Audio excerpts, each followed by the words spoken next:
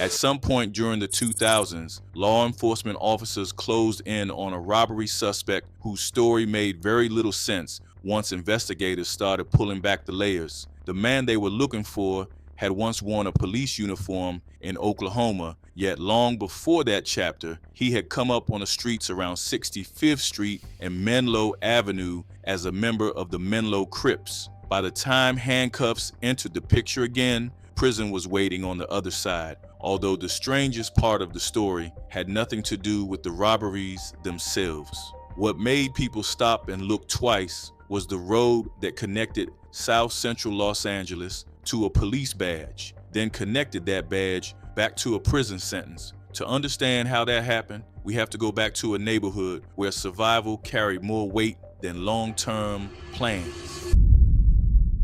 The story starts long before Tyrone White entered the picture, since the streets around 65th Street and Menlo Avenue already carried decades of tension by the time he was born. This part of South Central Los Angeles sat in a difficult position where territorial lines crossed each other constantly, creating pressure from every direction, while neighborhood crews competed for influence over a few crowded blocks. What began during the 1970s as a local crew called the Menlo Boys gradually evolved into something much larger once gang identities became more formalized across Los Angeles, which pushed the group toward the banner of the Menlo Gangster Crips. As the organization expanded, nearby rivalries hardened into long-running disputes that shaped daily life for residents, while younger kids grew up seeing those conflicts as a normal part of the environment around them. Long before Tyrone White learned the name Solo,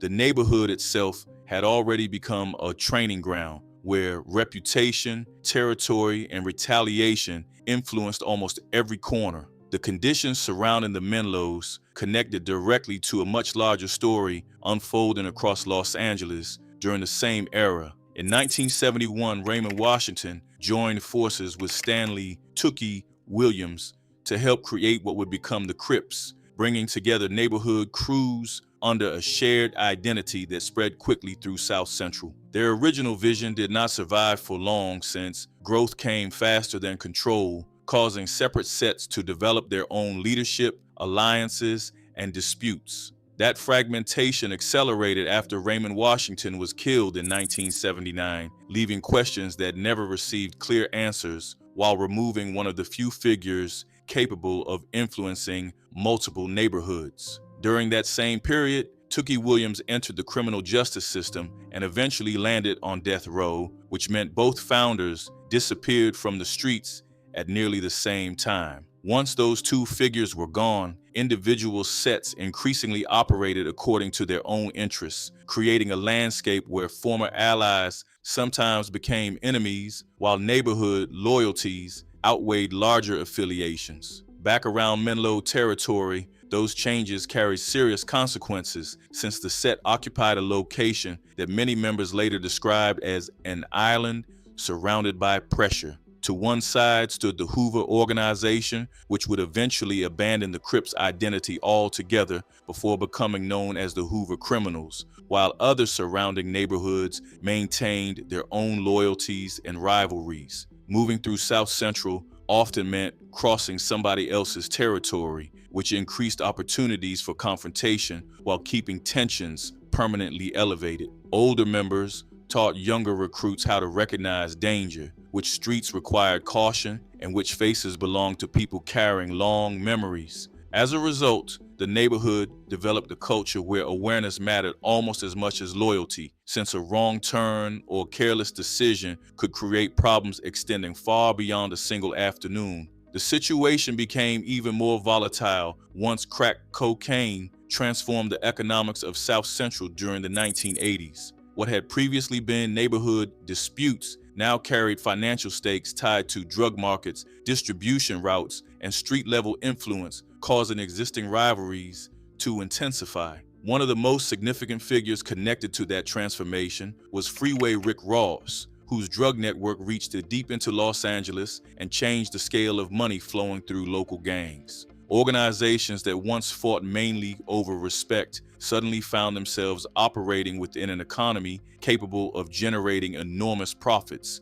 which attracted more weapons, more recruits, and more violence. The Hoover organization became deeply associated with that world, while Menlo territory remained directly exposed to its effects through geography alone. Since both groups occupied neighboring spaces, each development affecting one side eventually affected the other as well. For young people growing up in those surroundings, violence often arrived through stories long before it appeared in person. Older residents remembered names, incidents, and funerals, passing those memories from one generation to another until they became part of local history. One of the most significant events occurred in 1987 when a Menlo member named Damon Thompson went looking for Hoover rivals near Mount Carmel Park. His intended targets never became the lasting focus of that incident, since the gunfire struck 9-year-old DeAndre Brown, who had been playing in a sandbox. The child died from wounds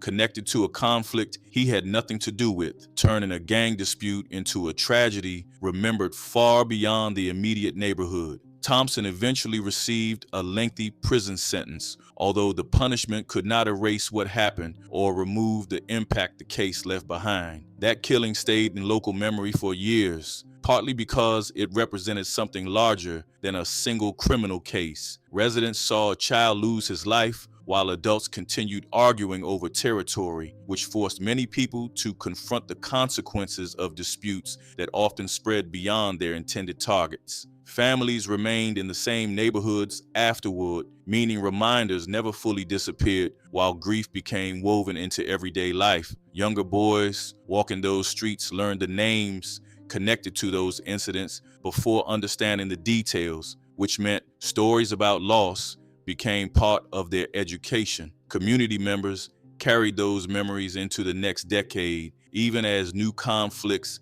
emerged and fresh names joined the growing list of people affected. The neighborhood kept moving forward, yet the lessons remained visible to anyone paying attention. Around the same time, another generation was beginning to come of age inside that environment, absorbing the culture, expectations, and pressures surrounding them. Future activists, future inmates, future victims, future community leaders, and future police officers often started from the same few blocks before their lives moved in different directions. Some eventually followed paths similar to Darren Bo Taylor, who later dedicated himself to intervention work after his own gang involvement. Others followed roads that led toward prison, while a few managed to build careers in entertainment or community leadership. At that stage, however, nobody knew which direction any young person would eventually take, since the future remained unwritten for most of them.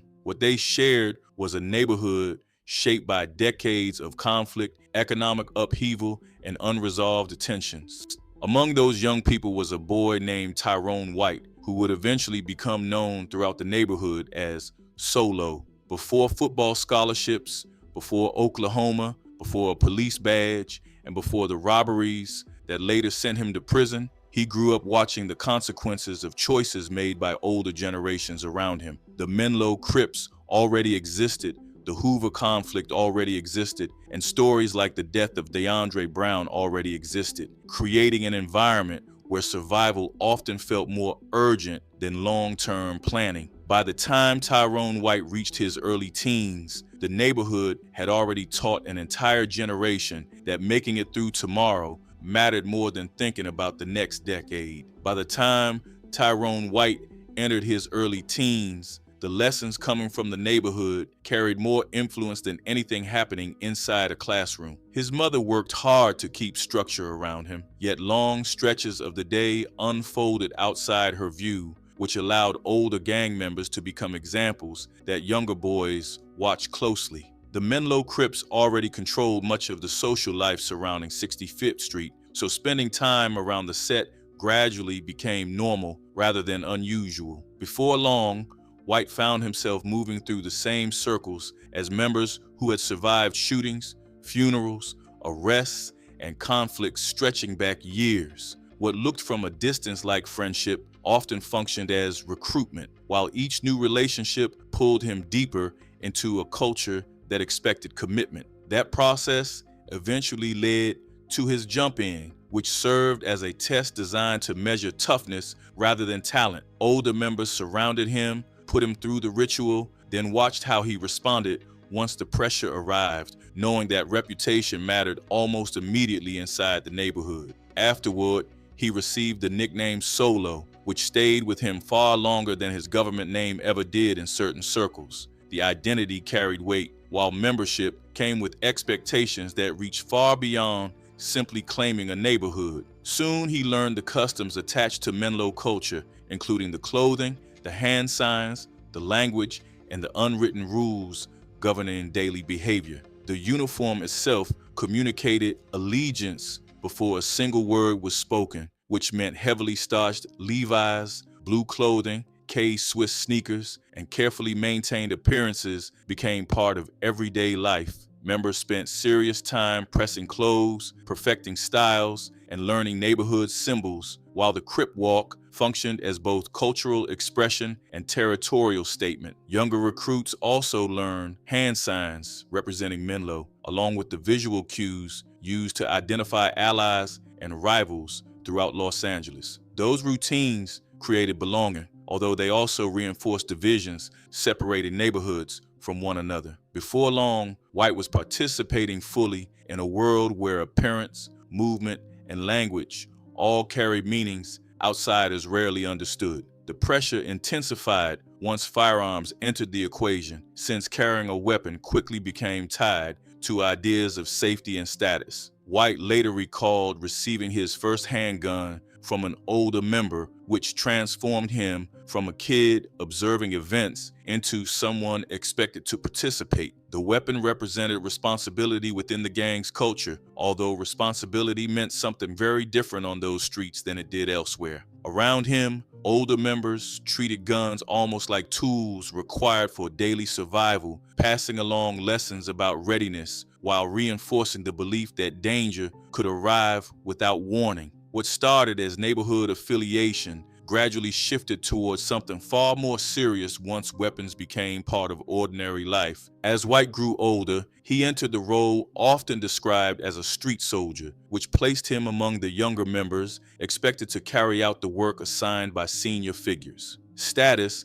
came through action, so younger recruits looked for opportunities to prove loyalty while demonstrating commitment to the neighborhood. Drug sales provided income, territorial disputes generated confrontations, and retaliation remained a constant feature of the environment surrounding Menlo territory. The conflict with the Hoover organization continued to influence nearly every aspect of street life, creating a cycle where each new incident carried echoes of older disputes. For many participants, those rivalries stretched so far into the past that nobody could clearly identify where they originally started. One example of how quickly situations could change appeared during gatherings known as Sunday Fun Day on Crenshaw Boulevard. People arrived from neighborhoods across Los Angeles, bringing lowriders, motorcycles, custom vehicles, music, and large crowds, hoping to enjoy a rare moment away from everyday tensions.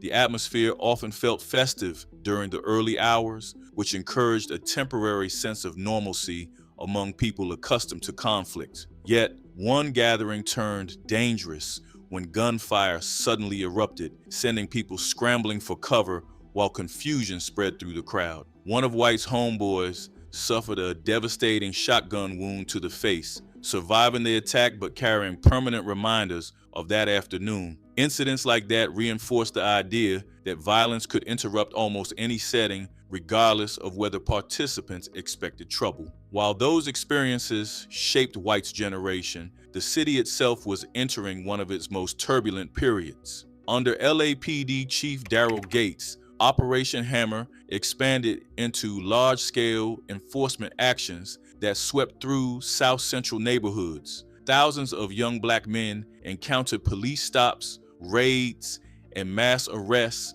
which deepened the distrust between communities and law enforcement. Residents often viewed the department as an occupying force rather than a protective institution, while police increasingly framed gang suppression as a military-style campaign. Those tensions continued building throughout the late 1980s, creating conditions that would eventually explode onto the national stage. Everything intensified after the beating of Rodney King became public, bringing long-standing grievances into full view across Los Angeles. When the officers involved were acquitted in April 1992, widespread unrest followed, leaving dozens dead, thousands injured, and entire sections of the city burning. National Guard troops entered Los Angeles, while television cameras broadcast scenes that shocked audiences throughout the country. During that same period, leaders such as Aquila Sherrills worked alongside figures including Jim Brown to promote the Watts Truce, which encouraged rival gangs to pursue peace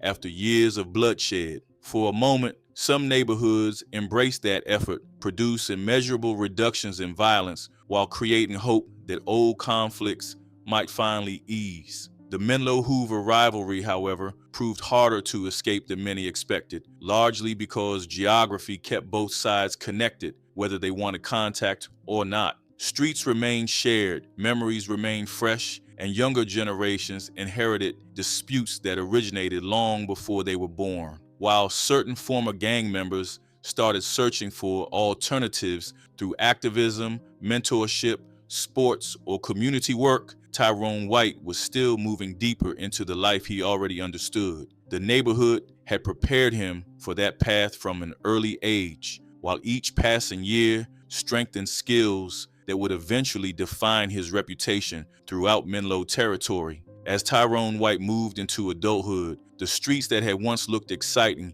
began revealing a different side of themselves, largely through funerals, prison sentences, and names disappearing from familiar corners. Young men he grew up around were getting buried. Others were heading into lengthy stretches behind bars, while retaliation continued producing fresh losses without resolving old disputes. The same neighborhood that rewarded toughness could also erase people with alarming speed, which forced White to confront questions that never seemed important during his teenage years. Every new shooting carried reminders of earlier incidents, while every memorial connected back to conflicts stretching across decades. At some point, the possibility of spending an entire lifetime trapped inside that cycle became harder to ignore. That opening appeared through football, which offered something the streets never could: distance. A scholarship opportunity brought White to Oklahoma, placing nearly 1,500 miles between him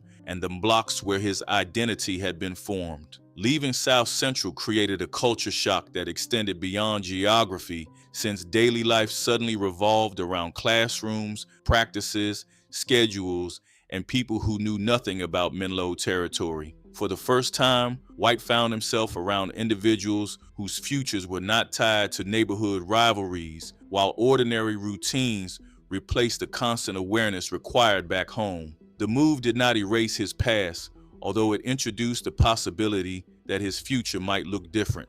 Life outside Los Angeles exposed him to environments where gang affiliation carried far less importance than personal decisions. College brought new relationships, different expectations, and opportunities that rarely existed around 65th Street and Menlo Avenue. During that period, White began seeing younger people through a different lens, which eventually led him toward work involving youth development. His experiences gave him credibility among troubled teenagers, since he understood circumstances that many professionals only study from a distance. Working as a juvenile counselor allowed him to share lessons learned from years spent navigating violence, loss, and pressure. What made his perspective unusual was that he had lived a reality that many of those kids were only beginning to enter. Then came the twist nobody back in South Central could have predicted. Instead of returning fully to the life he left behind,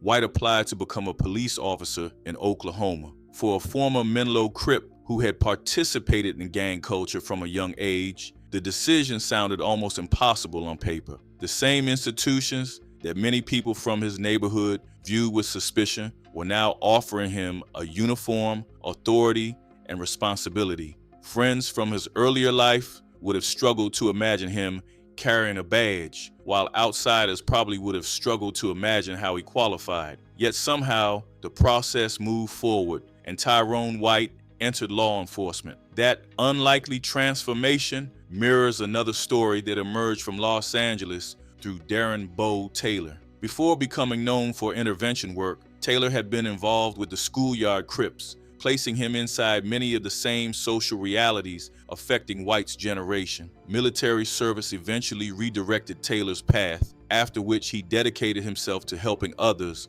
avoid the mistakes that defined much of his youth. Through Unity 1, he worked with inmates, gang members, and communities damaged by violence, believing change required long-term commitment rather than speeches alone. Taylor represented one version of escape from the streets, while White was attempting something even more unusual. Both men carried gang histories into spaces where people rarely expected to find them. For White, however, becoming a police officer created contradictions that never fully disappeared. He was now enforcing laws connected to activities he had once witnessed firsthand, while interacting with communities where many residents distrusted law enforcement entirely. The badge provided legitimacy, although it could not erase memories of Operation Hammer, aggressive policing, and years of tension between officers and neighborhoods like the one he came from. According to White's later accounts, his time in law enforcement exposed him to behavior that disturbed him deeply, including allegations of racism and misconduct among fellow officers. Those experiences complicated whatever expectations he originally carried into the profession, while increasing frustration with the system he had joined. Gradually, the ideal of law enforcement began colliding with realities he encountered behind the scenes. Questions still surround that chapter of his life, partly because many details never became public. How did background investigations handle his gang history, and how much information was actually known during the hiring process? Which supervisors understood where he came from, and which colleagues remained completely unaware? Why did a former Menlo Crip successfully enter a profession designed to screen applicants so carefully? Even more puzzling, what ultimately pushed the entire experiment toward collapse after it appeared to succeed? Those questions remain largely unanswered, leaving gaps that continue generating speculation years later. What is clear is that the transformation did not provide the clean break many people assume comes with a new career. South Central remained part of White's identity even while he lived in Oklahoma, and experiences accumulated over decades rarely disappear through relocation alone. The uniform helped him build distance from one chapter of his life, yet distance is not always the same thing as separation. As time passed, pressures old and new began converging in ways that would eventually pull him toward another turning point. The badge solved one problem, but it never fully removed the world he came from. After leaving law enforcement, Tyrone White returned to California carrying experiences that few people from his neighborhood could relate to. He had lived inside gang culture, worked with troubled youth, attended a police academy, worn a badge, then stepped away from that career before it completely consumed him. What should have been a fresh start turned into a difficult adjustment, largely because normal life required a stability that remained hard to maintain. Old relationships still existed, familiar faces still occupied familiar places, and memories attached to South Central remained close, no matter how far he had traveled. The distance between Oklahoma and Los Angeles had been measured in miles, yet the distance between past and present proved much harder to calculate. The challenge facing White was not unique, even though his circumstances were unusual. Throughout Los Angeles history, countless men attempted to leave street life behind, only to discover that old habits survived long after relocation. Some returned to neighborhoods they once escaped, while others stayed away physically but remained connected socially through friendships, family ties, and shared histories. White eventually became involved in robberies, which represented a different category of crime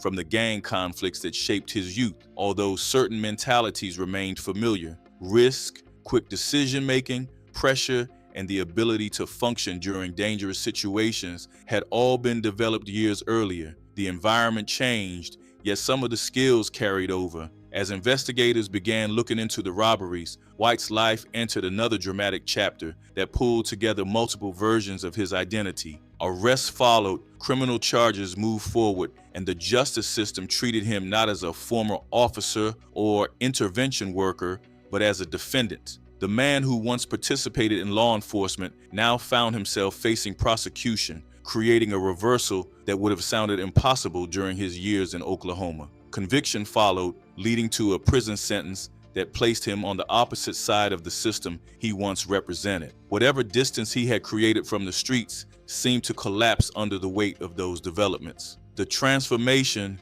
from gang member to officer had been extraordinary, yet the transformation from officer to inmate shocked people even more. Part of what makes White's story unusual is how closely it remained connected to larger gang migration patterns that stretched far beyond California. By the time he reached Oklahoma, Los Angeles street organizations had already established influence throughout several states. The Hoover criminals, who spent decades battling neighborhoods like Menlo, developed a significant presence in places such as Tulsa, carrying old rivalries into entirely different regions. Federal cases emerging from Oklahoma later revealed gang activity involving murder conspiracies, drug trafficking operations, and witness intimidation connected to organizations with roots in South Central. Those developments showed that leaving Los Angeles did not necessarily mean leaving Los Angeles gang culture behind. In many ways, White arrived in a state where echoes of his old world had already arrived before him. Not everyone followed the same path. Snoop Dogg grew up connected to the Rolling 20s Crips in Long Beach before music opened a different door, transforming neighborhood experience into a global career. Ice-T emerged from South Central, carrying his own street influences, eventually building a career that moved from rap music into television, where he spent years portraying a police detective. Their stories demonstrate how people with similar beginnings sometimes arrive at dramatically different destinations. Entertainment provided opportunities that altered the trajectory of their lives, while White's opportunity came through law enforcement. One path led toward fame, another toward a badge, and eventually one of those roads curved back toward prison. During his years behind bars, White had time to confront every stage of his life at once. The Menlo Crip from South Central, the college athlete in Oklahoma, the juvenile counselor, the police officer, the robbery defendant, and the inmate all belonged to the same person. Those identities did not replace each other so much as stack on top of one another, creating a life story that rarely fits simple explanations. Most people experience one major transformation during adulthood, whereas White experienced several, with each one carrying its own consequences. By the time prison entered the picture, every chapter seemed connected to the next through choices, opportunities, and circumstances that never fully disappeared. Most stories would end there, but Tyrone White's story took another unexpected turn. Following his release from prison, White once again attempted to rebuild his life, continuing a pattern that had already defined much of his adulthood. Rather than disappearing from public view, he became involved in work focused on personal development, intervention efforts, and public discussion about gang culture. Acting opportunities followed,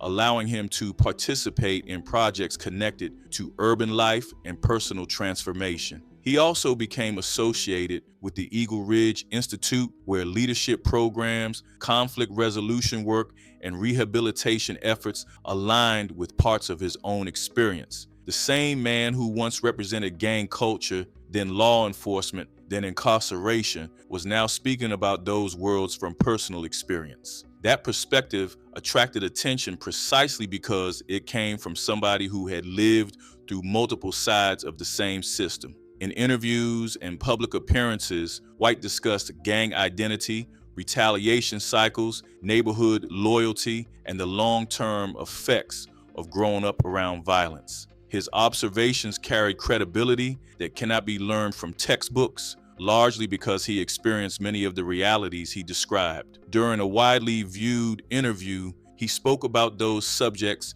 with the perspective of somebody looking backward rather than somebody seeking validation. Years earlier, his life might have been defined by action, while later years became increasingly defined by reflection. At roughly the same time, another Los Angeles figure was generating headlines for very different reasons. Eugene Big U Henley spent years building a public image connected to community leadership, entertainment industry influence, and anti-gang efforts. Following the death of Nipsey Hussle, his visibility increased further as many people viewed him as an example of successful transformation. Then, federal prosecutors announced allegations involving racketeering, fraud, extortion, and other serious offenses, creating a case that challenged public assumptions about redemption and appearances. Regardless of how those allegations are ultimately judged, the situation served as a reminder